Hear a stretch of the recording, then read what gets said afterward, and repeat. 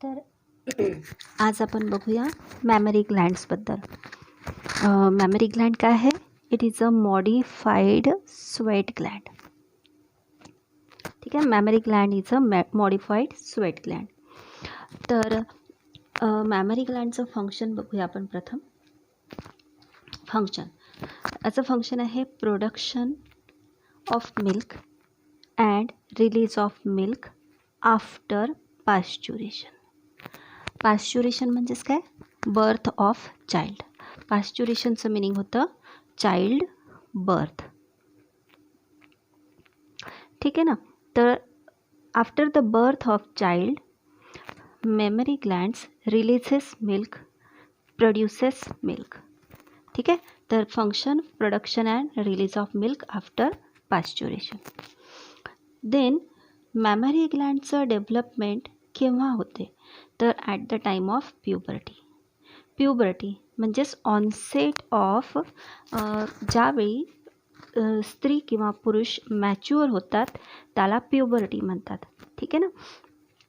तर at puberty आणि कोणत्या हार्मोनच्या इन्फ्लुएन्समध्ये होते, ते प्रभावामध्ये होते, तर इस्ट्रोजन आणि प्रोजेस्टेरॉन. तर मॅमरी ग्लँडचं डेव्हलपमेंट हे प्युबर्टीच्या वेळी होतं under the influence of oestrogen आणि प्रोजेस्टेरॉन. ठीक आहे. तर हे जे लॅक्टोट्रॉपिक हार्मोन असते, लॅक्टोट्रॉपिक हार्मोन म्हणजेच LTH याचा शॉर्ट फॉर्म आहे, किंवा यालाच म्हणतात प्रोलॅक्टिन. तर हे जे लॅक्टोट्रॉपिक हार्मोन किंवा प्रोलॅक्टिन आहे, हे कोण सिक्रेट करतं?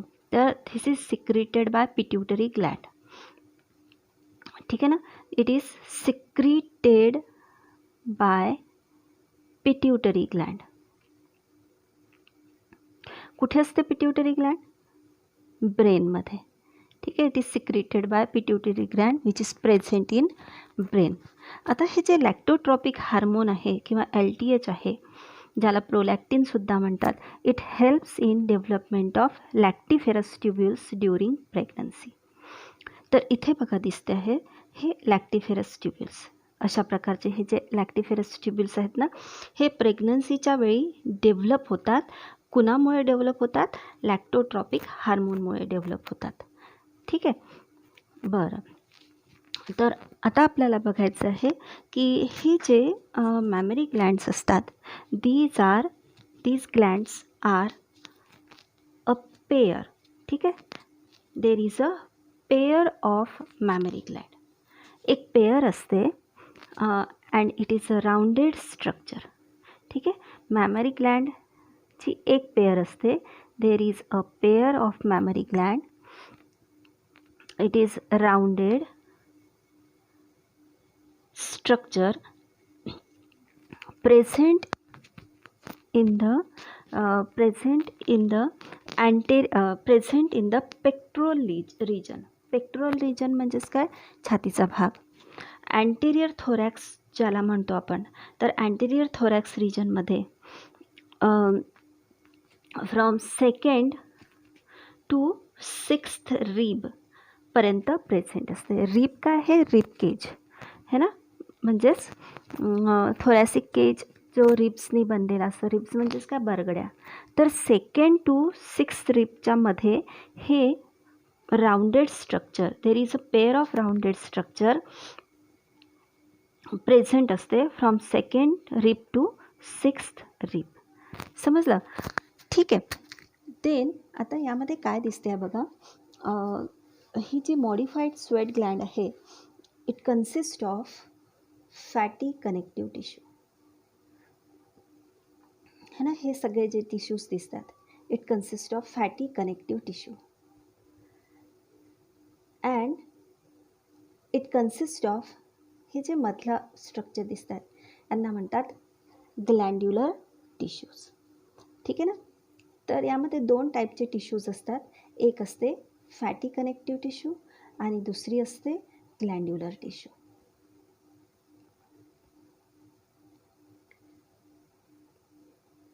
ठीक आहे. 2 टाईपचे टिश्यूज असतात. हे सगळं जे बाजूबाजूला दिसत आहे ना, हे सगळे फॅटी कनेक्टिव्ह टिश्यूज आहेत. आणि मध्यभागी हे जे दिसते आहे हा पार्ट म्हणजेच ग्लँड्युलर टिश्यूचा पार्ट आहे. तर समजलं ना. तर यानंतर बघू आपण की जे ग्लँड्युलर टिश्यूज आहेत याची माहिती बघूया आपण. ग्लँड्युलर टिश्यूजमध्ये काय काय असतं. आणि glandular tissue is surrounded by fatty connective tissue, है ना. बरं, तर बघू आपण आता की ग्लँड्युलर टिश्यूजचं पुढे महत्त्व काय. ठीक आहे, तर आता हे जे दिसतं इथे बघा, हे इथे मी जे ग्लँड्युलर टिश्यूजचं स्ट्रक्चर मी सांगितलं होतं ना, हे याला इथे एनलार्ज केलं आहे. तर इथे काय दिसतं आहे बघा की जे ग्लँड्युलर टिश्यूज असतात, glandular tissue of each breast, प्रत्येक ब्रेस्टचे जे ग्लँड्युलर टिश्यूज आहेत, इट इज डिव्हायडेड इंटू, या टाईपचे स्ट्रक्चर दिसतात ना, it is divided into 15 to 20 irregular shaped mammary lobes. Irregular shaped mammary लोब्समध्ये हे ग्लँड्युलर टिश्यूज डिव्हाइड झालेले असतात. तर मी इथे ना 3 लोब्स दाखवलेले आहेत. असे 15 ते 20 लोब्स असतात, बरोबर. आणि प्रत्येक लोबमध्ये काय दिसतं आहे बघा, प्रत्येक लोबमध्ये एक छोटंसं लोब्युल्स असते, म्हणजेच एल्व्हिओलर ग्लँड असते. प्रत्येक लोबमध्ये छोटे छोटे एल्व्हिओलर ग्लँड्स असतात, किंवा त्याला एल्व्हिओलाय असं म्हटलं जाते. एल्व्हिओलाय किंवा एल्व्हिओलर ग्लँड्स. ठीक आहे, एल्व्हिओलाय किंवा एल्व्हिओल प्रत्येक लोबमध्ये, है ना. असे 15 ते 20 लोब्स असतात. इथे मी 3 दाखवले आहेत. त्या प्रत्येक लोबमध्ये काय असतात, छोटे छोटे एल्व्हिओलाय असतात. मेनी एल्व्हिओलाय और एल्व्हिओलर ग्लँड्स. आता हे जे एल्व्हिओलाय आहे याला इथे एनलार्ज केलेलं आहे. एल्व्हिओलाय अशा प्रकारचं स्ट्रक्चर असते. It consist of a lumen, एक रिकामी जागा असते इथे. तर हे जे एल्व्हिओलर सेल्स असतात, दीज सेल्स सिक्रेट मिल्क. ठीक आहे, in the lumen of it. तर एल्व्हिओलाय काय सिक्रेट करते, इट सिक्रेट मिल्क. कुठे सिक्रेट करते, इन द ल्युमेन. ठीक आहे, या ल्युमेनमध्ये ते सिक्रेट करते आणि त्याचप्रमाणे स्टोअर पण करते. ठीक आहे, तर मिल्क हे या ल्युमेनमध्ये स्टोअर केल्या जाते. Stored in lumen. समजलं. ठीक आहे, प्रत्येक लोबमध्ये असे 15 ते 20 लोब्स आहेत. त्या प्रत्येक लोबमध्ये छोटे छोटे पुष्कळ एल्व्हिओलाय किंवा एल्व्हिओलर ग्लँड्स असतात. त्या एल्व्हिओलर ग्लँड्सद्वारे मिल्क सिक्रेट केली जाते आणि ते मिल्क स्टोअर केले जाते इन द ल्युमेन ऑफ एल्व्हिओलाय. समजलं. ठीक आहे, देन हे जे सगळे एल्व्हिओलाय आहे, हे एल्व्हिओलाय एका छोट्या ट्यूबमध्ये ओपन होतात. हे दिसतात इथे, हे ट्यूब्स अशा छोट्या ट्यूबमध्ये ओपन होतात. या ट्यूब्सला म्हणतात मॅमरी ट्यूब्यूल. समजलं का. हे सगळे जे एल्व्हिओलाय हे एका छोट्या ट्यूबमध्ये ओपन होतात. त्या ट्यूब्यूलला म्हणतात मॅमरी ट्यूब्यूल्स. त्यानंतर प्रत्येक लोबचे जे मॅमरी ट्यूब्यूल आहे, हे सगळे मॅमरी ट्यूब्यूल्स 1, 2, 3 दिसतात. हे जॉईन होऊन आणखी एक ट्यूब तयार करते. ही ट्यूब दिसतात, म्हणजे एक ही मॅमरी ट्यूब्यूल, हे दुसरी, हे तिसरी, हे 3 मॅमरी ट्यूब्यूल मिळून एक आणखी ट्यूब्यूल तयार करतात. These mammary tubules join to form a single tubule is called mammary duct. त्याला काय म्हणतात, मॅमरी डक्ट. म्हणजेच इथे या ट्यूब्यूल्सद्वारे सुद्धा ही एक मॅमरी डक्ट तयार केली आणि याच्याद्वारे सुद्धा ही एक मॅमरी डक्ट झाली तयार. अशा प्रकारे प्रत्येक मॅमरी ट्यूब्यूलपासून प्रत्येक मॅमरी ट्यूब्यूल्स एकत्रित होऊन मॅमरी डक्ट्स तयार होतात. ठीक आहे, आणि सगळे मॅमरी डक्ट्स जोडून सर्व मॅमरी, आता ही मॅमरी डक्ट, ही मॅमरी डक्ट, ही मॅमरी डक्ट, हे जोडून तयार होते हा पार्ट याला म्हणतात मॅमरी ॲम्पुला. समजलं ना? ठीक आहे. तर याला काय म्हणतात? मॅमरी ॲम्पुला. आणि सगळे जे जे मॅमरी ॲम्पुला आहे हे जॉईन होऊन तयार होते लॅक्टिफेरस डक्ट. ठीक आहे. आणि मॅमरी ॲम्पुला कुठे कनेक्ट होते? मग या लॅक्टिफेरस डक्टला कनेक्ट होते. सगळे लॅक्टिफेरस डक्ट्स जे आहेत ते कन्व्हर्ज होऊन म्हणजेच एकत्रित येतात आणि बाहेरच्या बाजूला ओपन होतात. कुठे ओपन होतात तर ते बघूया. पण त्या अगोदर मला काही सांगायचं आहे की फॉर एक्झाम्पल सर्वात प्रथम आपण बघू की मॅमरी लोब. ठीक आहे. किती मॅमरी लोब असतात? 15 ते 20. ठीक आहे. या मॅमरी लोबमध्ये काय असतात? एल्व्हिओलाय. ठीक आहे. एल्व्हिओलाय किंवा एल्व्हिओलर ग्लँड्स. ठीक. एल्व्हिओलर ग्लँड्सचं फंक्शन काय आहे? Milk secretion. बरोबर. त्यानंतर सगळे एल्व्हिओलर ग्लँड्स एकत्रित येऊन काय तयार होते? मॅमरी ट्युब्यूल. मॅमरी ट्युब्यूल. बरोबर. देन मॅमरी ट्युब्यूल्सच्या एकत्रीकरणामुळे तयार होते memory duct. Memory duct. Memory duct एकत्रित येऊन तयार होतो ॲम्पुला, है ना. आणि हा ॲम्पुला कुठे कनेक्ट होतो? लॅक्टिफेरस डक्टला.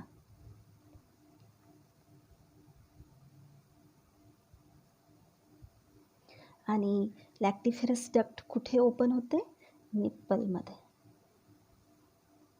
तर अशा प्रकारे हे लक्षात आलं सगळ्यांच्या की कशा प्रकारे मिल्कचं सिक्रेशन होऊन ते निप्पलपर्यंत आणलं जातं. तर हे क्लिअर झालं सगळ्यांना. मॅमरी लोब्समध्ये 15 ते 20 मॅमरी लोब्समध्ये असते alveolar glands which secretes milk and stored in the lumen of it. Then सगळे एल्व्हिओलर ग्लँडला एक एल्व्हिओलर ग्लँडमधून मॅमरी ट्युब्युल्स बाहेर पडतात. हे मॅमरी ट्युब्युल्स एकत्रित येऊन मॅमरी डक्ट तयार होते. मॅमरी डक्ट्स एकत्रित येऊन मॅमरी ॲम्पुला तयार होतो. आणि मॅमरी ॲम्पुला कशाला कनेक्ट करतो? लॅक्टिफेरस डक्टला. मग हे लॅक्टिफेरस डक्ट कुठे ओपन होतात? बाहेरच्या बाजूला निप्पलमध्ये ओपन होतात. तर आपण हे बघूया कसं. बरं, इथे दिसते आहे बघा. हे जे आहे ना लॅक्टिफेरस डक्ट दिसते आहे. ही लॅक्टिफेरस डक्ट पुढे बाहेरच्या बाजूला ओपन होते निप्पलमध्ये. ठीक आहे. तर हा जो निप्पलचा भाग आहे it is the tip of the breast. ठीक आहे. It is the tip of the breast. And this part nipple is surrounded by a brown color circular area called areola. तर areola काय आहे? It is brown colored circular area, है ना. तर हे कशाला सराउंड करतं? निप्पलला. तर समजलं सगळ्यांना. This is the mammary gland. Okay. ठीक आहे. बरं. आता बघू आपण puberty, sexual maturity in males. ठीक आहे. आता प्युबर्टी इन मेल्स म्हणजेच काय? तर puberty is the age at which the reproductive system becomes functional. म्हणजेच काय? प्युबर्टी काय आहे? प्युबर्टी इज द एज ज्यामध्ये रिप्रोडक्टिव्ह सिस्टीम जी आहे ती फंक्शनल होते. Sex organs begin to produce gametes sex ऑर्गन्सद्वारे गमिट्स प्रोड्यूस व्हायला लागतात आणि सेक्स हार्मोन्स प्रोड्यूस व्हायला लागतात. Sex hormone like testosterone.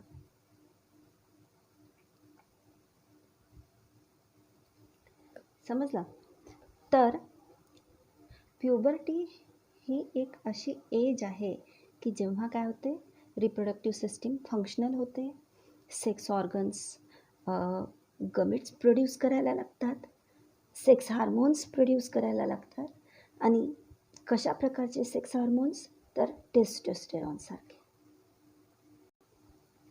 बरं, तर ऑनसेट ऑफ प्युबर्टी. तर मेल्समध्ये मेल्समध्ये प्युबर्टीची सुरुवात केव्हा होते? तर at the age of 12 to 15, म्हणजेच 12 ते 15 वर्षे वयात प्युबर्टीला सुरुवात होते. यावेळी टेस्टोस्टेरॉनचं सिक्रेशन सुरू होऊन जातं. म्हणून under the influence of testosterone काय होतं? सेकंडरी सेक्शुअल कॅरेक्टर्स अपीयर होतात. There is appearance of secondary sexual characters.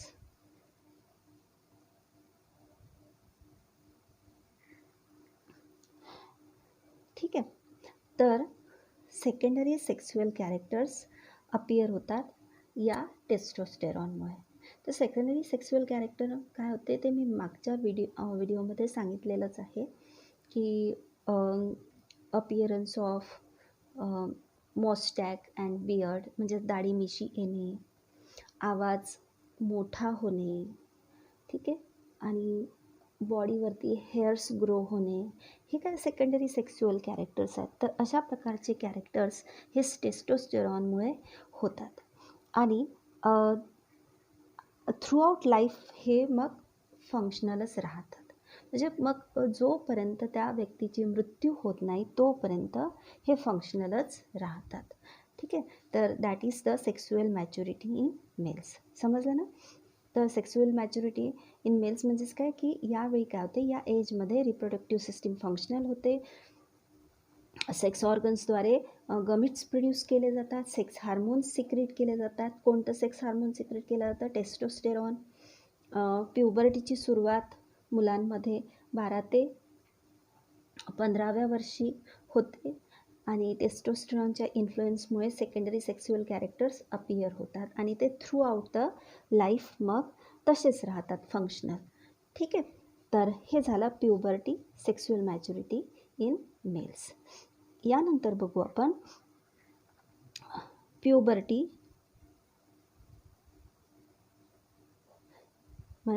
Sexual maturity in females.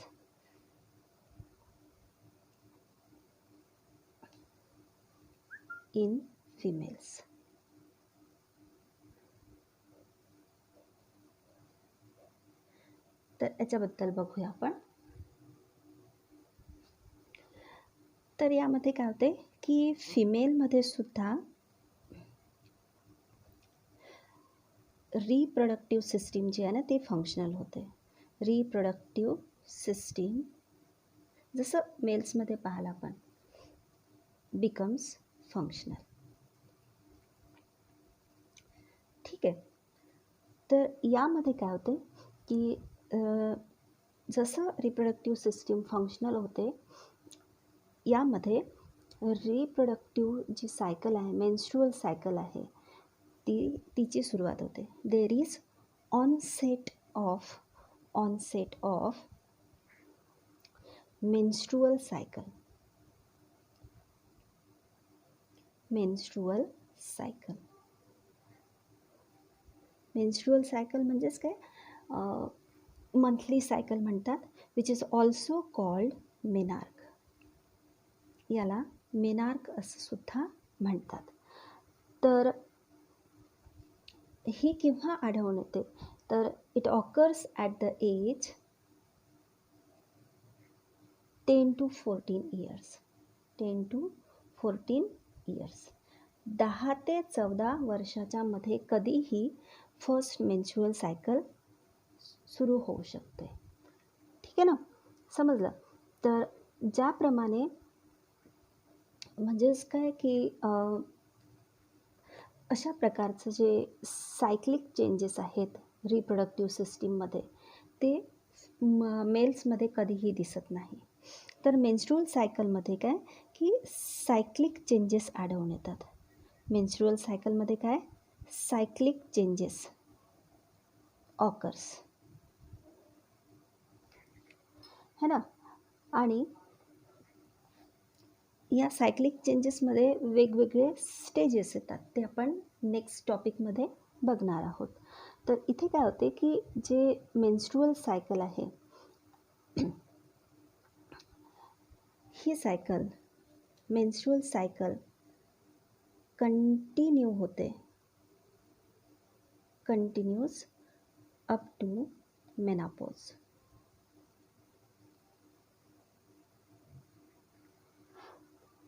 ठीक आहे. तर मेनोपॉज म्हणजेच काय stopping of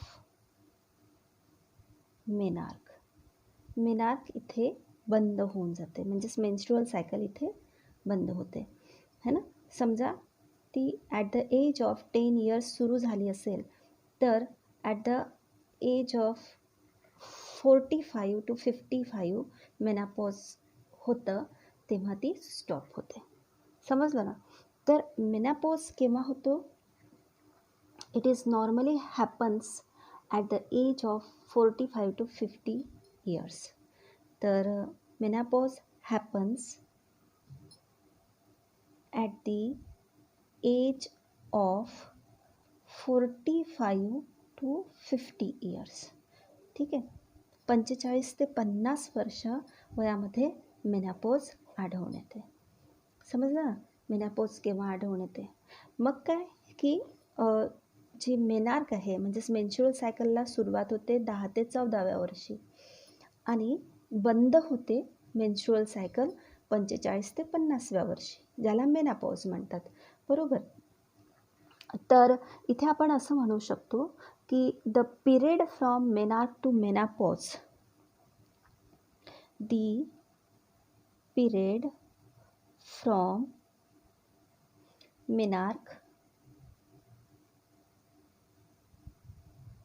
to menopause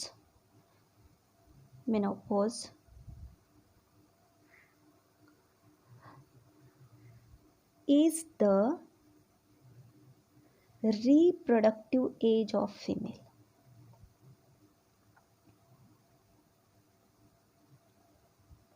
age of female. ठीक आहे ना. तर हा जो मेनार्क टू मेनोपॉजमधला जो कालावधी आहे, मेनार्क टू मेनोपॉजमधला जो कालावधी आहे ना, त्या कालावधीला फिमेलचा रिप्रोडक्टिव्ह पिरियड म्हणतात. ठीक आहे ना. म्हणजेच काय the female is unable to bear children after menopause. म्हणजेच मेनोपॉजला सुरुवात झाली की ही फिमेल मुलांना जन्म देऊ शकत नाही है ना. तर आफ्टर मेनोपॉज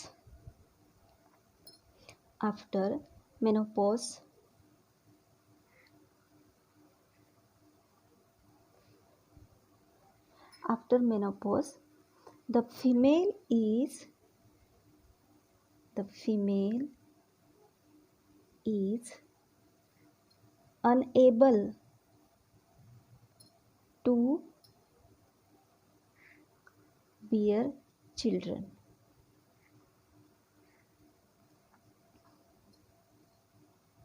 म्हणजेच काय की ती प्रेग्नंट होऊ शकत नाही मेनोपॉज झाल्याबरोबर है ना. म्हणजेच नॅचरल मेथडद्वारे ते होऊ शकत नाही. अँड हे जे मेनोपॉज आहे, मेनोपॉज ही जी स्टेज आहे, it is controlled by gonadotropic hormone.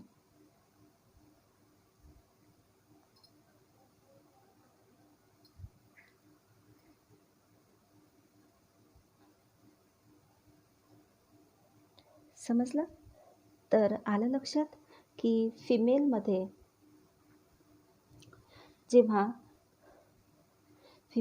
जेव्हा प्युबर्टी किंवा सेक्सुअल मॅच्युरिटी होते त्यावेळी काय होते की रिप्रोडक्टिव्ह सिस्टीम यांच्यामध्ये सुद्धा फंक्शनल होते, है ना. प्युबर्टीच्या वेळी मेन्स्ट्रुअल सायकलला सुरुवात होते, त्याला मेनार्कसुद्धा म्हणतात, आणि सुरुवात केव्हा होते at the age of 10 to 14 years. या मेन्स्ट्रुअल सायकलमध्ये मंथली सायक्लिक चेंजेस आढळून येतात. मेन्स्ट्रुअल सायकल केव्हापर्यंत कंटिन्यू होते? Up to the menopause. Menopause काय आहे? Stopping of menarche. And menopause happens at the age of 45 to 50 years. म्हणून काय म्हणता येईल की या मेनार्क आणि मेनापॉजमधला जो पिरियड आहे, the period between menopause to the period from menarche to menopause हा रिप्रोडक्टिव्ह एज आहे फिमेलचा.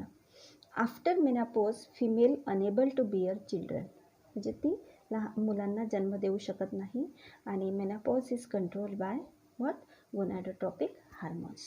तर हे झालं आपलं सेक्सुअल मॅच्युरिटी इन फिमेल्स. तर नेक्स्ट टॉपिक आपण नेक्स्ट पिरियडमध्ये बघूया.